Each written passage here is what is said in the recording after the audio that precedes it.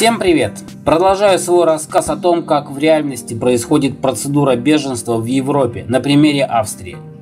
Причем заметьте, что Австрия не самая плохая страна в этом плане. Я имею в виду в плане выполнения процедуры беженства как таковой. Как я уже рассказывал в предыдущем ролике, на первом кратком допросе, невзирая на ваше текущее состояние, вы должны офицеру через переводчика кратко изложить мотивы, побудившие вас на это действие. На основании изложенных событий, которые вы опишете на этом первом интервью, будут опираться все последующие службы, которые будут проводить допрос с вами в будущем. Вы, надеюсь, не подумали, что на этой стадии все и закончится? Смею вас заверить, что это только начало длинного и трудного пути. Это интервью можно сравнить с фундаментом. Насколько качественно вы его заложите, так и стоять будет. Но правда хочу вас сильно расстроить. Все устроено на самом деле не так, как это видится на первый взгляд, а намного сложнее. Но об этом по порядку. И именно для того, чтобы доходчиво объяснить всю эту дикость, и были нужны первые и занудные ролики, основанные на законах и объяснениях понятий. Просто без этого было никак. Итак, вопросы офицера ко мне прекратились, и в комнате воцарилось молчание. Дабы разрядить напряжение, переводчик начал, как бы без передачи, выспрашивать меня о причинах приезда в неформальной форме. На самом деле это уловка. Он может задать вам и компрометирующие, и перекрестные вопросы. Типа он же не переводит и ничего не скажет офицеру. Это так, по душам. Отвечать, конечно, надо, но думайте, о чем вы говорите. Ваши ответы никак не должны противоречить тому, что вы сказали ранее, даже в этой типа неформальной и теплой беседе. Надо помнить, что когда вы выйдете из кабинета, он все, что услышал от вас, передаст офицеру. Как я уже говорил ранее, он не на вашей стороне. Наконец офицер отдал распечатанные бумаги переводчику, и тот мне их прочитал. Уж насколько будет соответствовать его перевод реально написанному, одному Богу известно. После прочтения следует вопрос: вы поняли, что перевел вам переводчик? Ну, вы, естественно, отвечаете «да». Следует следующий вопрос: вы доверяете переводчику? Честно говоря, я вижу этого человека впервые в жизни, как я могу ему доверять? Но процедура предусматривает так: если вы понимаете переводчика, то типа должны ему и доверять. Данное утверждение мне было продиктовано переводчиком со слов офицера, как раз на мое возражение о доверии к этому лицу. Итак, как бы вас ставят в положение, в котором в вопросе о доверии вы должны сказать «да». Ну а раз вы доверяете переводчику и поняли, что он вам там напереводил, то следующим шагом перед вашим взором предлагается вновь распечатанная пачка листов, протокол в немецком варианте, и вы должны его подписать. То есть вы должны подписать не те страницы, которые вам только что прочитали, а то, что только что вновь распечатали. Вот дилемма. Читали-то одни листы, а подписывать-то нужно другие. А если там договор о продаже вашей жены или вас в рабство? Ну, конечно, вы мне сейчас скажете, что надо было вовремя учить немецкий. Ответ на этот вопрос я раскрывал в предыдущих роликах. А кроме того, не забывайте, что перед вами будет лежать документ, написанный сухим юридическим языком. Вы там, можете, знаете немецкий, но на разговорном уровне. Или фильмы, допустим, смотрите. Многие ли из вас являются юристами, привыкшими к юридическому сухому изложению информации на вашем родном языке, а здесь на немецком? Ну да ладно, перекрестились, что возможно прочитали, чтобы хоть как-то обезопаситься, и подписали. Обязательно надо попросить копию протокола, вам ее чуть позже отдадут. Если не попросите, то не отдадут, так что обязательно надо об этом сказать. Копия протокола нужна, чтобы в дальнейшем уже вам было на что опираться. И вообще, приучите себя делать копии или фото на мобильный всего или хотя бы важных документов. Все, допрос окончен, теперь очередь моей жены. Я выхожу из кабинета в сопровождении переводчика. Он мой конвоир в этот момент и не выпускает меня из виду ни на шаг. Иду в холл, где сидит моя жена. Переводчик смотрит, чтобы мы не смогли разговаривать друг с другом. Ни слова, и ничего нельзя передавать. Не разговаривать и не прикасаться. Проводив ее на допрос только взглядом, улыбнувшись ей вслед, чтобы приободрить, я уселся ждать. Где-то через час, также под конвоем, она вернулась обратно в холл. Все, теперь уже можно разговаривать. И она поведала мне, что с ней происходила та же технология допроса, что и со мной. Через некоторое время переводчик принес нам 2 протокола на немецком языке. Выглядят они вот так. Каждый по пачке листов, и на первых страницах стоял штамп «Копия». Нигде никаких подписей никто не ставит, по крайней мере в вашей копии. Имена, которые указываются в протоколе, только ваши и переводчика, у офицера есть только номер. Вместе с протоколами он сказал нам о том, что мы приняты в процедуру, и велел ждать. Вот так на этом шаге мы относительно быстро преодолели сразу два этапа, а именно: первое – сам допрос. Второе – установление возможности применения Дублина по отношению к нам. Первичный отсев, основанный на проверке на возможность террористической угрозы от нас, основанный на их уже существующих данных и международных базах, а также установление факта о том, что мы прибыли не из безопасной страны.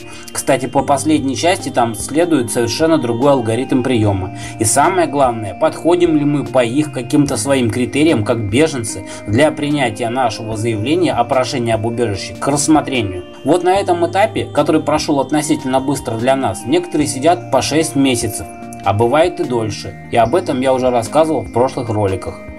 Так что есть смысл смотреть мои видео все-таки сначала, а не с середины. Так или иначе, офицер отправляет запрос в министерство, это с их слов. Там заявка проходит проверку и принимается решение, брать или не брать в процедуру. Как видите, для вас это решение не персонифицировано и делается удаленно. Офицер тут выступает как исполнитель и сборщик данных. За окошком уже стемнело, и уже явственно наблюдался вечер. Спустя какое-то время к нам подошли двое молодых полицейских, парень и девушка, и пригласили нас в полицейский микроавтобус.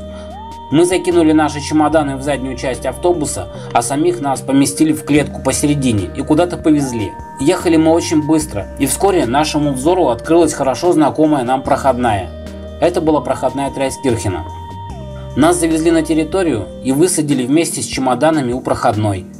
Полицейский микроавтобус тут же развернулся и уехал. Спустя где-то полчаса ожидания на холоде к нам соизволил подойти один из сотрудников лагеря. У сотрудников у всех надеты яркие салатовые жилеты с надписью «ОРС».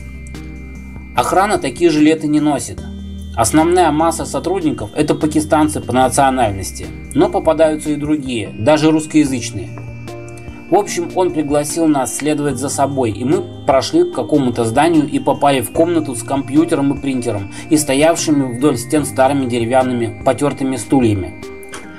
Там мы подождали какое-то время, пока наш сопровождающий заполнял в компьютере приемные документы. Тут же на фоне белой пошарпанной двери он сфотографировал нас и внес в свою базу. Надо сказать, что он немножечко говорил по-русски, но достаточно коряво и был немногословен.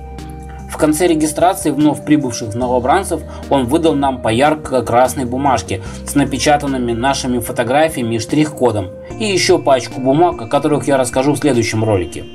Пригласил нас следовать дальше за собой. Мы подошли к какому-то подъезду здания и окну рядом с ним. Наш провожатый остановился, окинул нас примеривающим взглядом, сказал ждать и исчез в подъезде.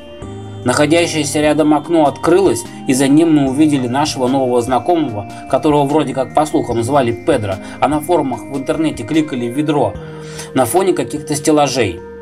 Он быстро через окно выдал нам два больших черных тюка и два тонких свернутых матраса с завернутыми в них подушками. Закрыл окно, вышел из здания и пригласил следовать за ним далее. Мы подошли к главному корпусу. Это самое большое здание на территории лагеря. Насколько я слышал ранее, вся территория лагеря – это бывшие военные казармы, оставшиеся еще с военных времен. Так что на первый взгляд это было немножко похоже на посещение музея. Но мы ошибались, потому что на второй взгляд это уже казалось больше похожим на посещение тюрьмы, только мы вот в этом кинофильме главные участники. Зайдя внутрь через большие двери, мы попали в просторный холл. Слева за дверью виднелся длинный коридор, а справа тоже была похожая дверь, но за ней ничего не было видно. Чуть позже мы узнали, что там располагалась столовая или пищеблок, уж не знаю, как правильней. На следующий этаж вели две большие лестницы. Педро повел нас в левый коридор. В коридоре по левую руку располагались окна, а по правую большие красные двери. Открыв первую дверь с надписью «Карантин Family», Педро пропустил нас вовнутрь. Открылось большое помещение, полностью уставленное железными двухъярусными кроватями. В помещении людей не было. Мы на тот момент являлись единственными постояльцами в этой комнате. Нам было сказано: располагайтесь, и Педро покинул нас. Мы сдвинули 2 кровати в один угол, тем самым совместив их, и сделали себе с женой на 2-х этажах очень уютное гнездышко.